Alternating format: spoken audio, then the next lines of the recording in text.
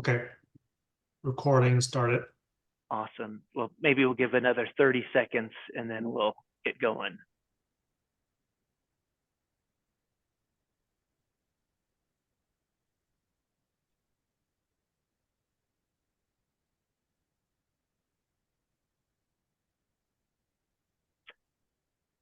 All right, I'm going to go ahead and start us off. And I just want to say thank you to all of you that are joining us. Welcome to our book club. We'll be trying to meet every Monday until we've made it through the material. I wanted to start off with a handful of kind of thank yous. Of course, Paul Kaplan, who's here joining us, kind of co-hosting, and my co-author for the monograph for the book. Paul, thank you so much. I want to thank the CFA Institute Research Foundation for supporting this, especially Larry Siegel, who helped serve as the editor. I really want to thank Morningstar for supporting this kind of deep thought leadership oriented research. I want to thank Roger Ibbotson, who was so nice to write our foreword. A number of you on the call helped provide feedback and edits to earlier drafts of the book. So thank you so much. And of course, thank you to all of you for participating in the book club itself. Just a handful of housekeeping items. We are recording these sessions, and we plan to, I think the CFA Research Foundation plans to post them. I believe Morningstar has plans to post these as well. So kind of keep in mind that your comments, should you choose to make some, will be recorded.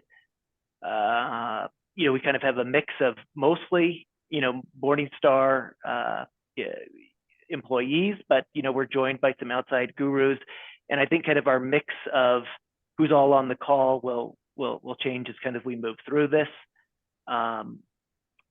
I'd love for this to be as interactive as possible. So, please, chime in with any questions or comments that you have along the way. If you, so maybe try to stay on mute, but, remember to take yourself off of mute if you're going to, if you want to say something. If you are experiencing technical issues, I have Spencer and Tao, their email addresses here. Please, feel free to try to email them. And I'm not sure that we'll be able to resolve it, but we'll give it a go.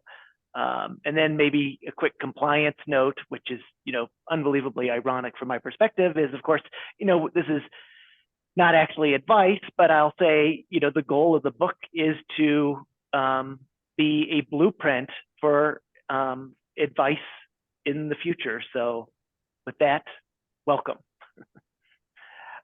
In terms of what I'm hoping to kind of cover today is, the foreword by Roger, kind of this part, chapters 1 and 2 of the book.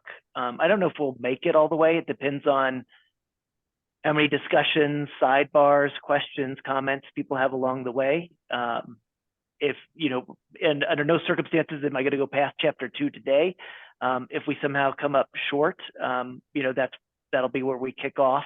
And then, once we're done in terms of, kind of pre-reading for the next book club, my intention would be is, I'll send out an email tomorrow or the next day with kind of the reading assignment for next Monday. And of course, this is a kind of a giant ask for people to attend this type of book club, and it's going to run multiple weeks again. So thank you so much for your willingness to participate. If you have to miss a session or multiple sessions, again, I'll be pushing out links to where you could catch up on recorded sessions should you choose. And I guess maybe I'll pause. Any questions or comments, or I'll jump right into kind of the foreword.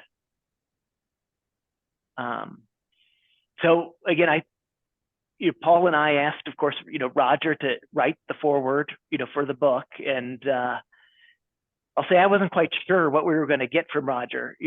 How much of the book would he really read the book? Would he really write, a foreword that, that I thought, was appropriate? And I shouldn't have been shocked, but I guess I was shocked that I thought Roger just did a fantastic job. Somebody had asked me what was my favorite chapter. Well, it's not a favorite chapter. My favorite part of the book is probably the foreword. It's short, it's concise. It does a great job of explaining what is kind of life cycle finance and putting this into a greater context. And so, again, super grateful to Roger for providing that. And of course, this book in and of itself is somewhat of a follow-up book to a book that Roger wrote, back at Ibbotson Associates, along with Moshe Milevsky, Peng Chen, and Kevin Zhu. To pick kind of on Paul for a second, maybe I would, I kind of have ideas as what was our kind of motivating factor for writing this book, but I'm kind of interested in maybe getting Paul's perspective, and then also Paul's perspective on kind of the previous book that this is in some ways, a follow-up to. Paul? Yeah, I mean, both books deal with very central issues in financial planning, in life cycle finance, namely, how does human capital impact the asset allocation in your financial assets? How does life insurance enter into the picture, and how to use annuities? In the first book, these issues were dealt with, but in a somewhat fragmented way. There were some different models that they used to address these different questions.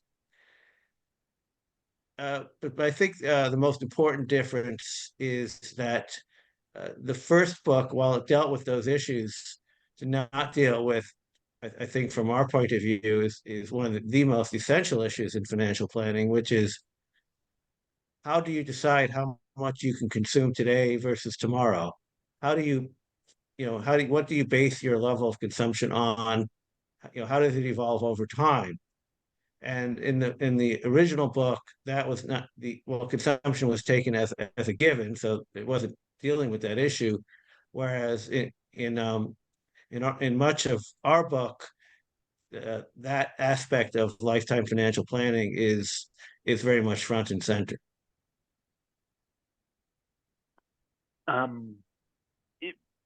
Like kind of my take on the first book, again, is I felt like it, addressed a number of kind of big picture concepts. I felt like it kind of lent itself towards kind of heuristics as to things people should be thinking about. But in terms of kind of uniting them in terms of actionable advice in a cohesive, overarching framework, again, I think that was somewhat lacking. And then, Paul, something that you talked about, earlier is, in Morningstar magazine, in my mind, you've produced an incredible series of articles addressing, a wide range of topics, including those that we cover here in the new book. But again, even, you go well beyond that in your Morningstar magazine articles. But again, I felt like we had, done 10 plus additional years of new research, thinking about how do you provide optimal lifetime advice to an individual.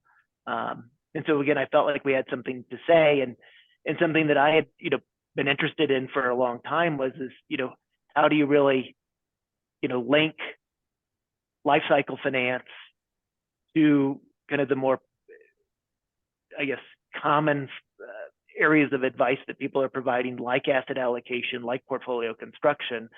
And again, from my perspective, it seemed as if, life cycle finance was really, the most powerful mechanism for providing optimal advice to individuals. And, kind of an ongoing, I guess, paradox or, mystery to me is, and again, I have thoughts on this and I'll probably end up talking about them at some point, is why haven't practitioners, why haven't financial planners really adopted, financial advice in a greater way? And I'm sure we'll kind of, pontificate on that, and I'd encourage people to ask questions related to that.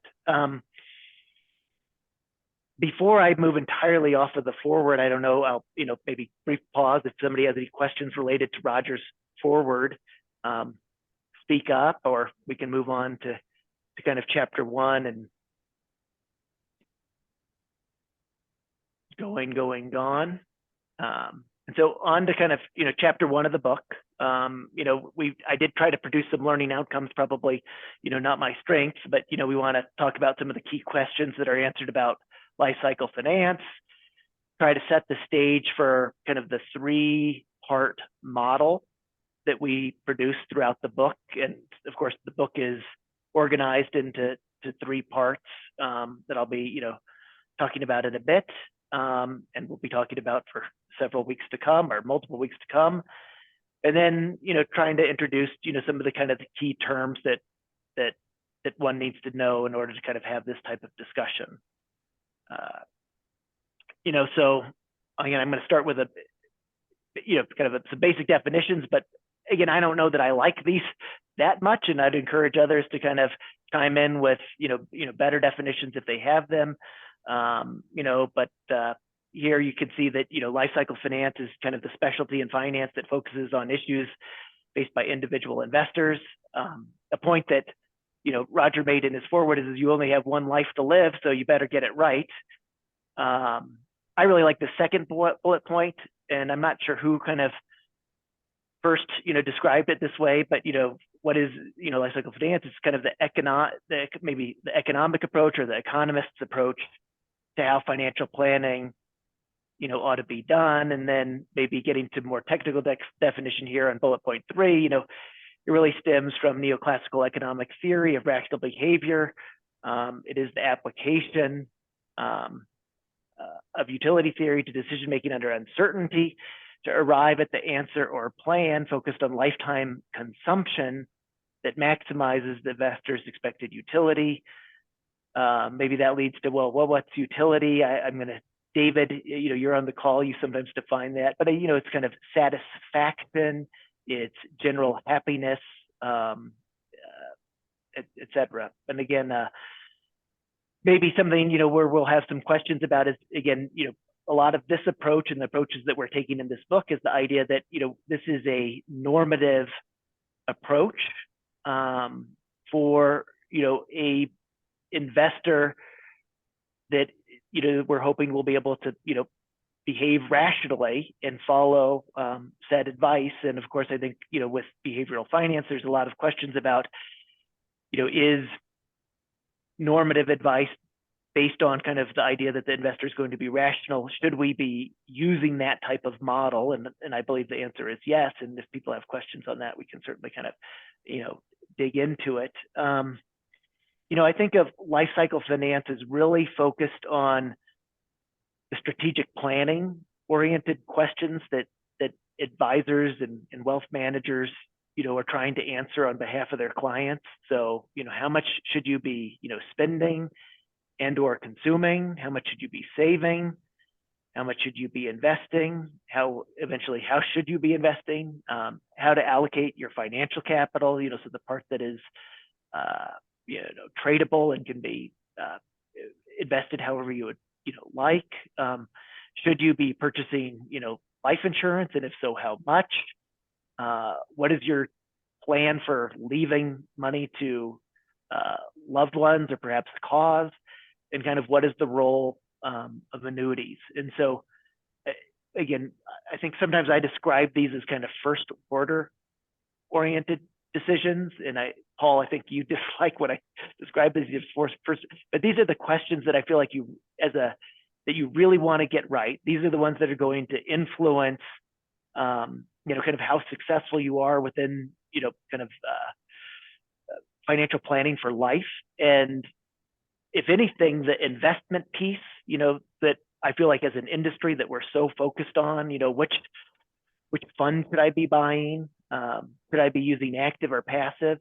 I somewhat regard those as secondary oriented decisions that aren't in the big picture as important as the types of questions that are really ultimately addressed by life cycle finance. Paul, I don't know if I should, let you describe this.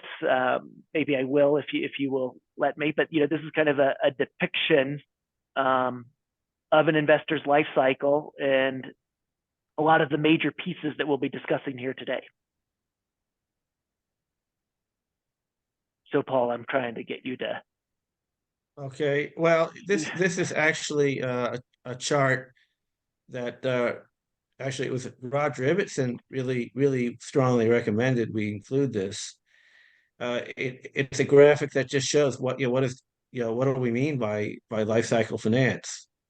What should the investor be doing over the course of their life cycle? So, starting on the left part of the chart, you have that green area there, which is a person's human capital, and they start off with a lot of person might start off with quite a bit of human capital, but over time it's going to reduce, and of course eventually they'll reach retirement, and then much of that human capital is depleted. Uh, However, while a person has a lot of human capital, is the time to be saving and investing, and that's the blue area represents their financial capital or their financial wealth, which may start off quite low at the beginning. They don't really have a whole lot of savings, and then over time it accumulates, and until once they retire, then it decumulates as they are making withdrawals from that nest egg to support their retirement. And the dotted line at the top just is basically the sum of the two, shows how that works. The dotted red line is real consumption, which here is shown in a very simplified way, but it's the idea of consumption is smooth. So the idea is that you want to consume as much, you want to consume about the same amount, well, for one before you retire and after you retire. Then as far as kind of dealing with longevity and mortality, when you're young, it might make sense to buy life insurance, so that in case something happens to you, there'll be, people in your family will be taken care of by life insurance. But eventually, once you retire, you would switch over to annuities in order to guarantee for yourself a consistent level of income, and also get the benefit of the financial benefit of an annuity, which is that you're going to basically earn a higher rate of return than you would without an annuity, because of what's called mortality credits, the additional return that you get from the fact that you are one of an entire pool of people, and every year a certain amount of people in that pool are going to pass away, and the people that survive are going to benefit from that. And then at the bottom, it's simply summarizing, saying, there's an accumulation phase before retirement and a decumulation phase after you retire. So in preparing, for the book club itself, I've been, of course, rereading the chapters, and something that, having had a little bit of distance, and of course, maybe something that happens to me when I'm presenting slides, I always find, oh, there's a typo, and there's nothing like presenting the slides or reading in preparation to present the slides for me to find new typos. And so one of the most glaring is that in the text of the book, we describe the dashed red line as providing the real consumption in this chart. But if you look in the PDF of the book, the red line is actually entirely missing. And somehow that made it through the editing process without anyone catching it. And so hopefully you all will forgive the number of typos that we have. Trying to advance the slides for a second. So this next slide doesn't really appear in the book, but again, kind of going back to that kind of conundrum that I described earlier, which is, to me, economists, largely view life cycle finance as the most appropriate way to provide financial planning advice to individuals. And yet I would argue that most practitioners are only vaguely aware of life cycle finance. And what this chart is kind of illuminating is there's 11 that Paul and I, 11 Nobel Prize winners that Paul and I were able to kind of count up that are, have done meaningful work, related to the idea of life cycle finance, and their work is, intersecting with the three-stage, model that we provided. And again, quite a conundrum, the idea that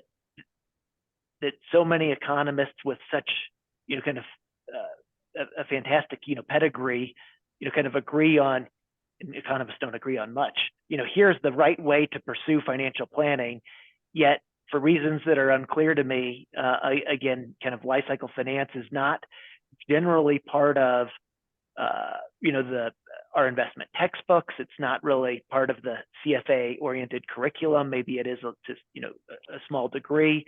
Again, if I do not have a PhD in financial planning, but my understanding is in general, that life cycle finance is something that is maybe, taught just briefly, where again, from Paul and my perspective, I believe, life cycle finance is really kind of at the heart of how the wealth management and financial planning should be conducted.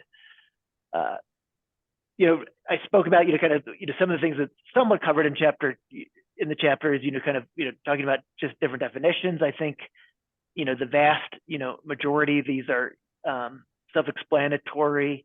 The fourth bullet point here is liabilities.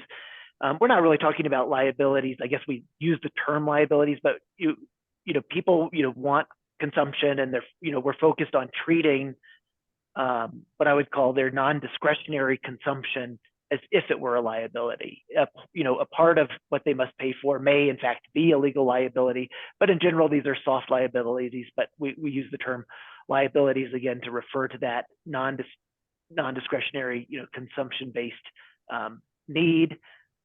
Net worth, a critical concept that we'll be talking about, financial capital plus human capital minus liabilities, whether you're a corporation or an individual, that formula, and I didn't think we were going to have any formulas, but lo and behold, I've got a basic one in here, defines net worth. Again, I think all of these terms are self-explanatory and people are familiar with it, but if anyone has any questions, please let us know. The annuities, Paul, I don't know if you want to talk a little bit about, there's many different flavors of annuities, and we're really kind of focused in this book on, what are referred to as immediate annuities. Paul, I don't know if you want to elaborate just briefly, when we talk about annuities, what do we really mean?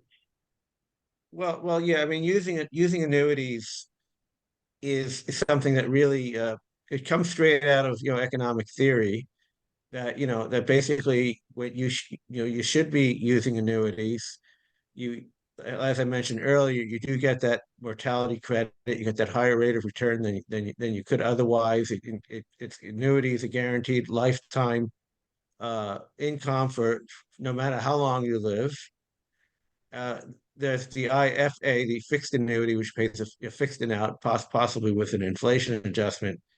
And then the IVA, the immediate variable annuity, whose payout depends upon the performance of an underlying portfolio of risky assets. I mean, one of the great puzzles in finance is the annuity puzzle, which is why do so few people actually use annuities if there's such a great idea. And then maybe to me, maybe the most unusual term for some people on the call is the term lotteries. We're not talking about the lotto. Paul, maybe could you elaborate when we use the term lotteries as we in future discussions? What are we really referring to here? Well, so in economics, we deal with utility. We have utility theory, which is basically how a person ranks various bundles of goods, and those goods could be, as in our example, pizza and beer, for an example. What's the right combination? But they also can refer to really the combination of anything. And one possibility is different bundles in which, under each state of the world, you get paid a different amount, and that's what economists call lotteries. They're just bundles of payouts that are conditional on the state of the world. All right. Again, if people have questions, feel free to throw them into the chat or just please, chime in. Don, your hand is up. Please ask away. Well, one, congratulations on pulling all of this stuff together. I think it's terrific. But Tommy, you hit on something that seems to me so central to this, that these are the most important questions, but in many cases, they're not linked to the advisor's compensation.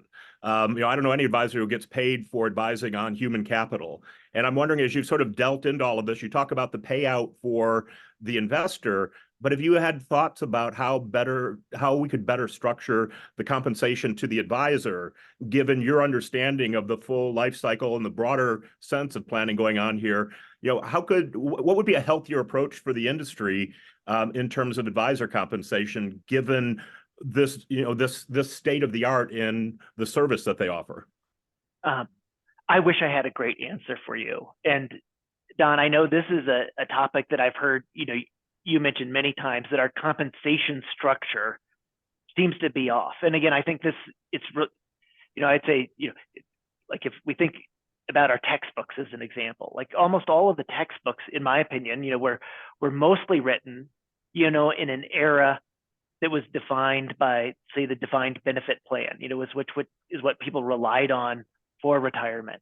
And so the idea of, addressing, kind of longevity risk and other items, it seemed to me that so many of the problems that are plagued, that individual investors face, so many of their risks are just not addressed by the textbooks. And that was like guiding, kind of the thinking, that started in the 1970s and 1980s. And then, as you move, and develop, the financial services industry, advisors, financial planners, again, seemingly, right, from kind of the get-go, the way in which they were compensated was based on not necessarily outcomes, but, as you mentioned, AUM. And I don't know what the solution there is in terms of, changing the business model of the industry. But again, it seems to me that collectively, the business model, our textbooks, the fact that, the risks that individual investors change vis-a-vis, 30 years ago or 40 years ago or 50 years ago versus today have evolved. As an industry, I don't think that our structure has followed suit. And again, I guess I would turn the question back on you. I feel like you've probably thought about this question more so than anyone I know. And again, I'd love to nudge the industry in a better direction. And so what are your thoughts? Well, maybe that'd be one of the things. Oh, sure, Paul, go ahead. Yeah, no, because there's something I would like I'd like to also hear you react to, which is, what about fee only compensation? Lawyers are usually paid, by the hour, by how much work they do, because they're experts. Why don't we pay financial advisors the same way? So agreed. I don't know if the financial advisors necessarily would like this. How would it? I don't know. Would it be negative for their overall compensation or not? But again, there seems like there's a lot of natural barriers to preventing that. But again, it does seem like a more appropriate, business model. Well, I would Don? suggest something that we think about as we go through these chapters. It seems to me that the advisor's work is very front-loaded in that situation, and their compensation is very back-loaded. They get compensated a lot when there's a big pool of investable assets, which the individual doesn't have at the beginning. When you have to do all of this, the heavy work on the advisor's part to sort of get this plan in motion.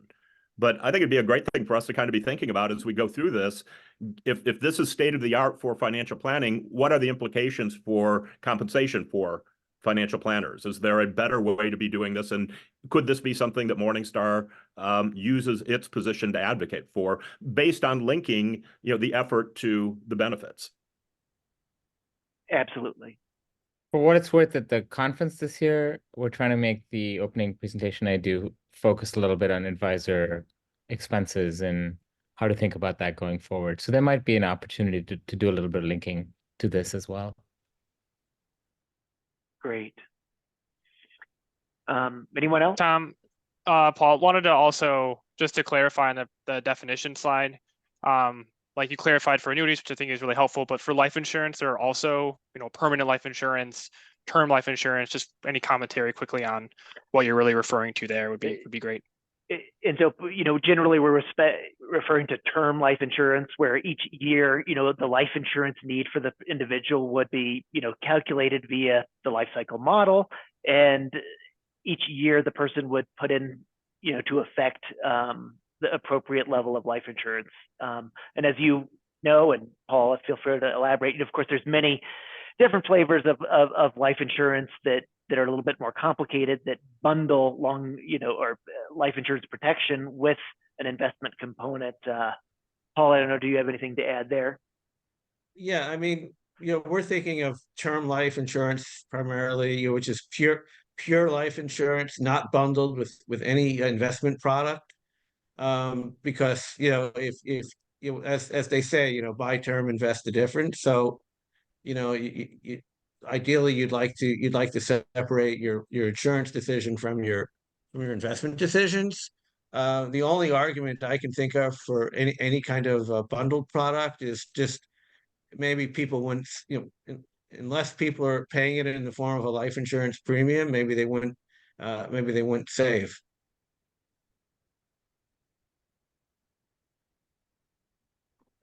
Thanks, Spencer. Yeah, again, I think it's a good clarification, and as we'll, I think, elaborate on that as we move forward.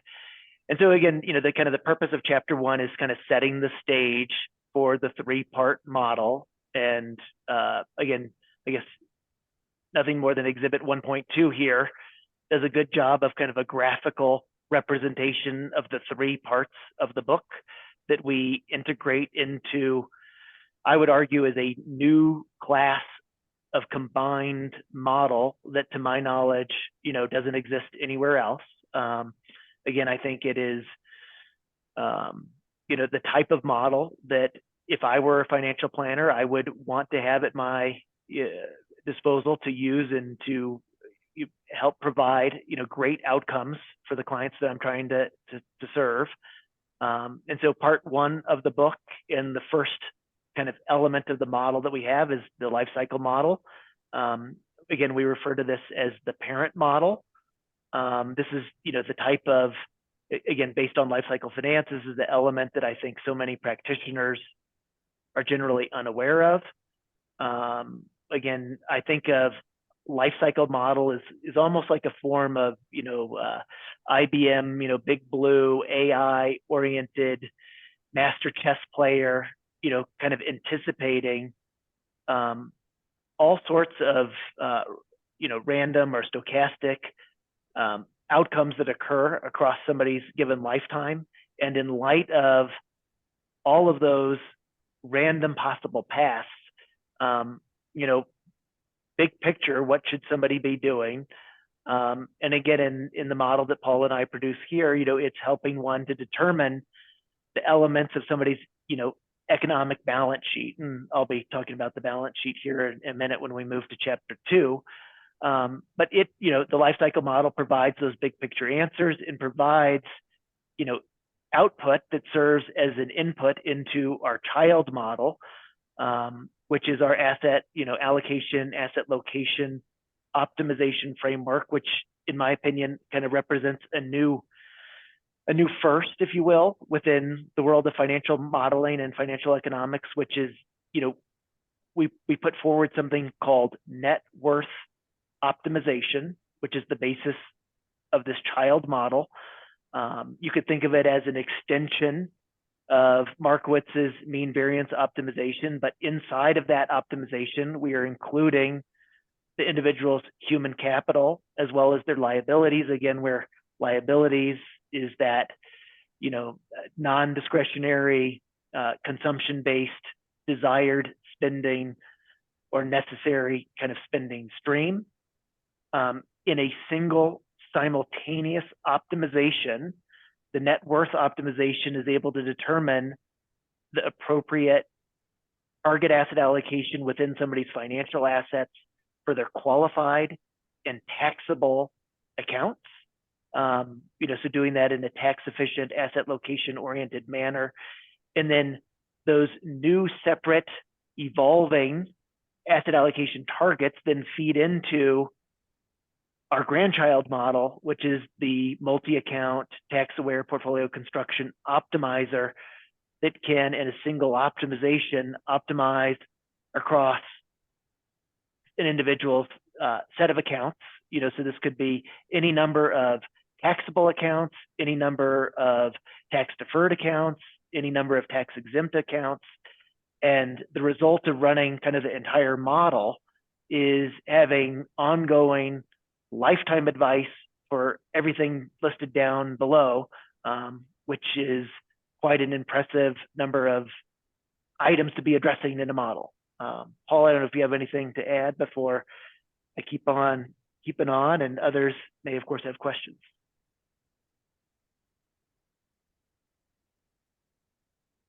Paul, I take your silence as you have nothing to add there. Tom, this is Steve Horan. I've got a question, and apologies, I just got out of class. So no worries. Thanks for joining us, Steve. Oh, thanks for doing this. Really love how you've put all this together, but I've told you that already many times. Congratulations on a fabulous piece of work. The child model, to me, looks very similar to the surplus optimization model that Jared Wilcox, Dan DiBartolomeo, and Jeff Horvitz have put together, frameworks that they've borrowed from, the pension fund surplus optimization framework. Now, what I think those guys didn't do is connect the inputs to their model to the outputs of the life cycle, and nor do they connect it to the grandchild model or anything like that. Is that a fair understanding? I think it's not just fair. I think you've hit the nail on the head there. That's exactly accurate. So to me, if I think about mean variance optimization, kind of long only, as proposed by Markowitz 1952, 1959, there is no liability, there is no human capital. And then, as you point out, I think it was, Marty Leibowitz, and others that developed, what is sometimes referred to as surplus optimization. I think we use the term surplus optimization in the book maybe a couple of times. I often refer to it as liability relative optimization.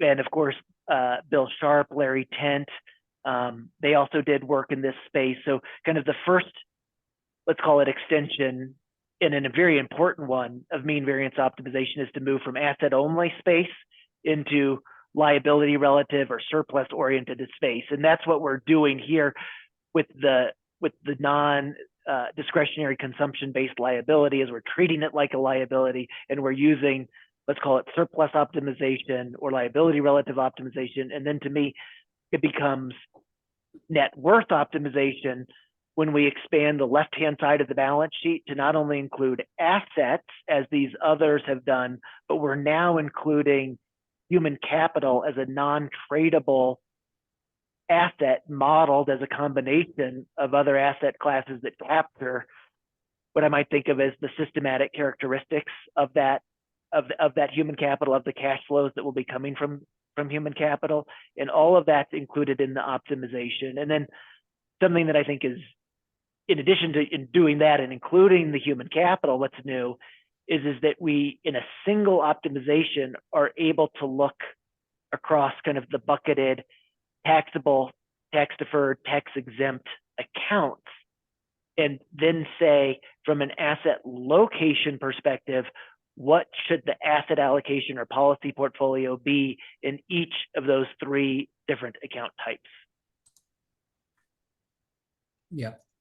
And then in our model, of course, the output of that middle model, the child model, now flows into the alpha tracking error multi-account portfolio construction optimizer, which to some degree is where the rubber really hits the road. This is what is telling the investor, the advisor, here is what you should actually be buying and selling in each of your accounts on an ongoing basis in kind of in its highest and best use. In my mind, that would be done in a discretionary manner on behalf of the investor. Mhm. Got it. Thank you. Well, and I feel like, thank you for your question. It helps set the stage. And with this picture, this is what the rest of the book will be covering, which is, the parent model, the child model, and the grandchild model as we kind of move through the rest of the book. And so to inch us along to part one, which is, kind of dealing with the life cycle model. And, I'm going to try to get through most of chapter 2, checking the time. I think we can do that. Part 1 actually has a little bit of a handful of pages dedicated to setting it up in terms of what would be covered within part 1. Within you of course have been in years past, with the CFA Institute and authored multiple monographs yourself. At some level, I feel like the CFA Research Foundation has kind of a deep history connected to life cycle finance, and we're just the latest, piece within that kind of genre. And so we're building on the work of others. And so Paul, again, maybe you could talk about this slide and maybe the next one in terms of prior work that is manifesting itself within the models that we develop related to, say, life cycle finance. Yeah, so what these two slides do is, well, they're based on tables that are in the book. We wanted to show how the ideas that we present in this book do relate to other CFA monographs on the topic of financial planning. And so these are some of the economic principles that were laid out in this 2008 monograph, which was actually a collection of contributions from some of the leading thinkers in life cycle finance. And so basically what we're saying is that, these economic principles, focus not on the financial plan itself, but on the consumption it implies. And, how does that translate to what we do in our model? Well, we maximize utility over the entire lifetime path of consumption. We look at the life as a whole.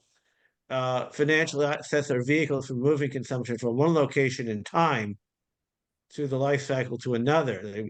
And again, this is the basic idea that why do people invest? Why should people invest while they're working? And in this perspective, is because they're moving. It's moving consumption from basically from the present or from the near future, off into a later period, which is typically once a person is retired. So that, of course, is a central feature of our model, that it does say that investors should save and invest in financial assets during their work years, and then when they retire, to draw down those assets. And then, this other one, a dollar is more valuable to an investor in situations in which consumption is low than in situations in which consumption is high. This is basically the idea in economics of diminishing marginal utility. So if you're in kind of in a state where consumption is low and you get another dollar, that dollar is worth a lot more than if consumption is already high, and then you get another dollar that's not worth as much. And that's the principle of diminishing marginal utility. Okay, we can go to the next one. Okay, so again, in this monograph, it's pointed out that these are like really essential ideas from economic theory, that there's a lifetime budget constraint. Our models, central point of our model is the lifetime budget constraint, or the intertemporal budget constraint, which is manifested as an economic balance sheet, which is very essential to our approach. Contingent claims, we assume contingent claims market exists, for different things. There's there's a complete market for life insurance and for annuities, and also for just general risk, the risky assets which pay in different states of the world. The price of security matters. Again, we're showing a complete market for risky assets. And there are risky assets in the life cycle model. So we assume that the investor is not only managing consumption across time, but also across possible different states. So the level of consumption of a person will differ. Let's say, if markets are up versus markets are down. And then asset allocation over the life cycle. So this is an idea which was enunciated by Paul Samuelson when he was criticizing the idea of time diversification. The idea that somehow as the period of time changes, the risk changes, and he said no, the risk remains constant over time. But what does change over time is the mix of financial assets and human capital, and that's the reason that your asset allocation should change over time. And so that kind of wraps up the intro to part one, and then chapter two, as you all would know from the reading. So thank you. Gets into the holistic investor profiling. And maybe in the interest of time, I'll go straight to exhibit 2.1, which again, outside of the gear chart that I showed you linking the three models, again, I guess I would argue that this is maybe possibly the most important kind of picture that we have, which is again kind of a bigger picture of a holistic investor profile. And I'm going to kind of zoom in on some of these items and talk about it a little bit more. And so, again, we've been somewhat talking on this, but I've mentioned the idea of an economic, balance sheet, and we've talked about somebody's, total wealth. And so now we're zoomed in on the left-hand side of somebody's balance sheet. And again, it consists of, as we talked about, financial assets. So this is the part that we all know about. We get statements, I guess, electronically these days that, tell us how much money we have in terms of financial assets. And fortunately, as it relates to our human capital, we don't get a statement that is telling us how much is the capitalized value of our lifetime future labor income and everything stemming from it, really worth. But this is, again, as we would argue, and I think other economists would argue, really one of the most important assets that individual investors have. Expanding that balance sheet view, what you see on the right side is that they have liabilities. And again, when we get into our net worth optimization, what we're really trying to do is optimize, this overall, balance sheet. And again, what Paul and I would argue is that the health of that balance sheet really determines, to some degree, how much risk within your financial assets one should be taking on. And again, that relates to perhaps the nature of your human capital. Are you more like a stock, or are you more like a bond? Again, we're going to be introducing or talking about, kind of risk tolerance. And again, I think there are different ways of defining risk tolerance. Our preferred approach, and we'll talk about this again and again, I think, but in our mind, risk tolerance is really, how does somebody feel about risk? And they should really be thinking about risk tolerance as it relates to their financial well-being, their ability to, pay for that consumption, to meet, to leave a bequest, to protect their assets, and really the way they should be investing their financial assets comes out of the strengths of that balance sheet, coupled with their attitude towards risk. And again, if people have, questions along the way, stop me. On the left side at the top, this dark blue bar that I kind of skipped over earlier is all about kind of pecuniary aspects of somebody's life. And on the right side, we have, a handful of kind of non-pecuniary or non-financial preferences that an individual would have.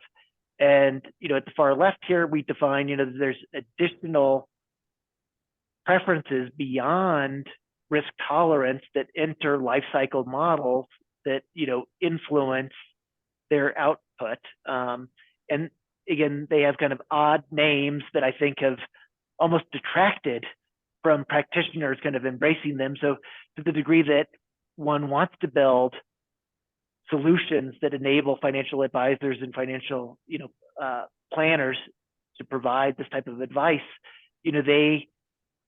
systems need to be invented for soliciting, this type of information. And again, related to one of these parameters, to my knowledge, nobody's really created a complete preference-oriented questionnaire, but this is getting at, what is, poorly named, somebody's, impatience for consumption, their subjective discount rate.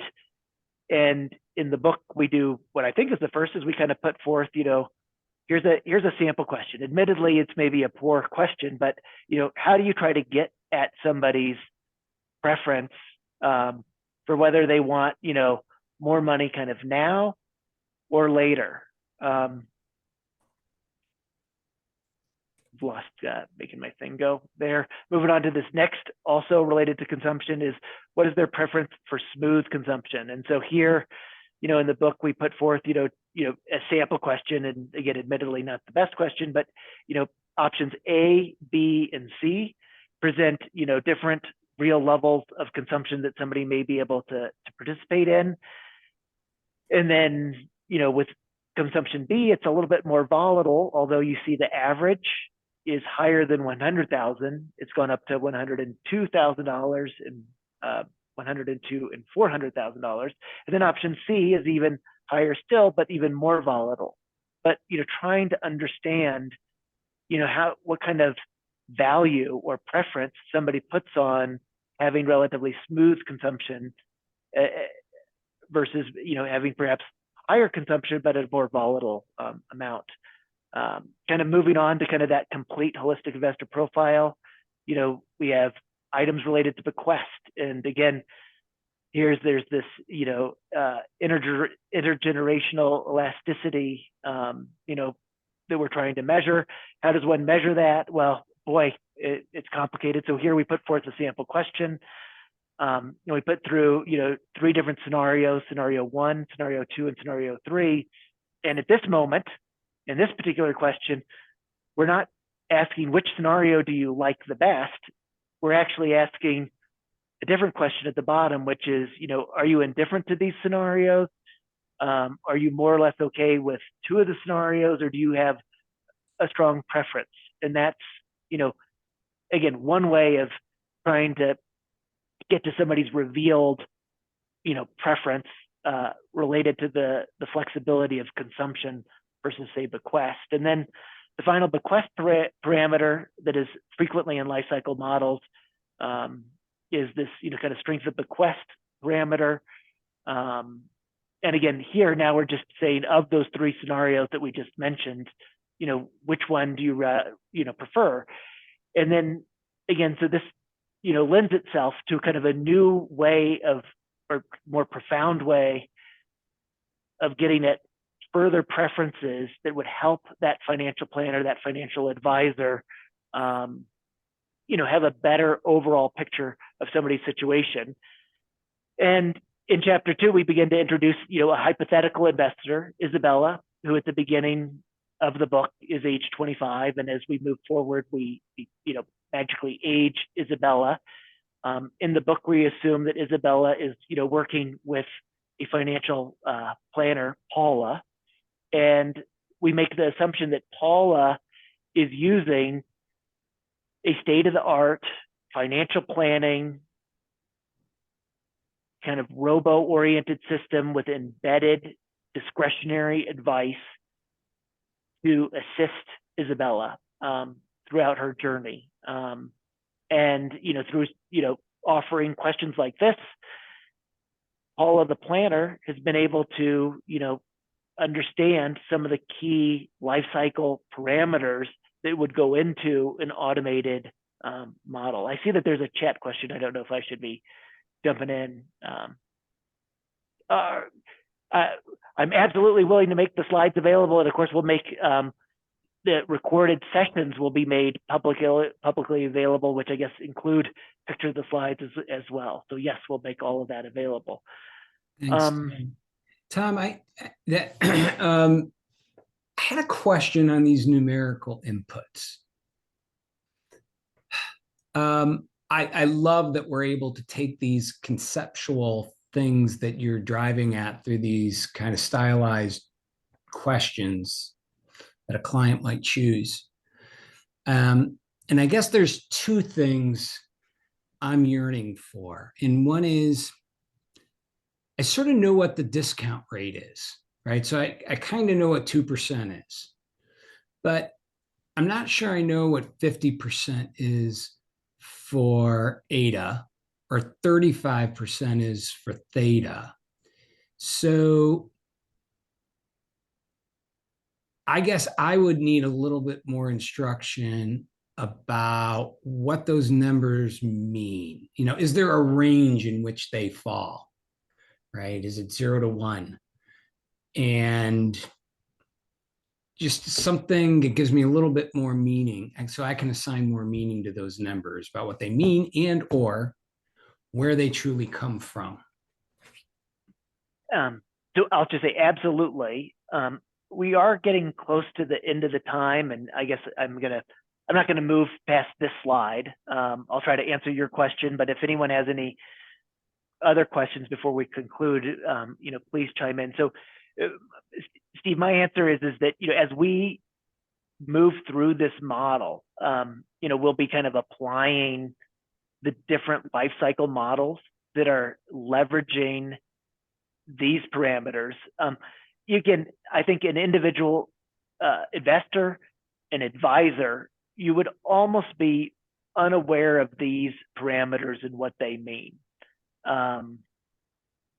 But what's necessary, again, to make this usable and scalable for a financial advisor, financial planner, is to have systems that are, you know, speaking English,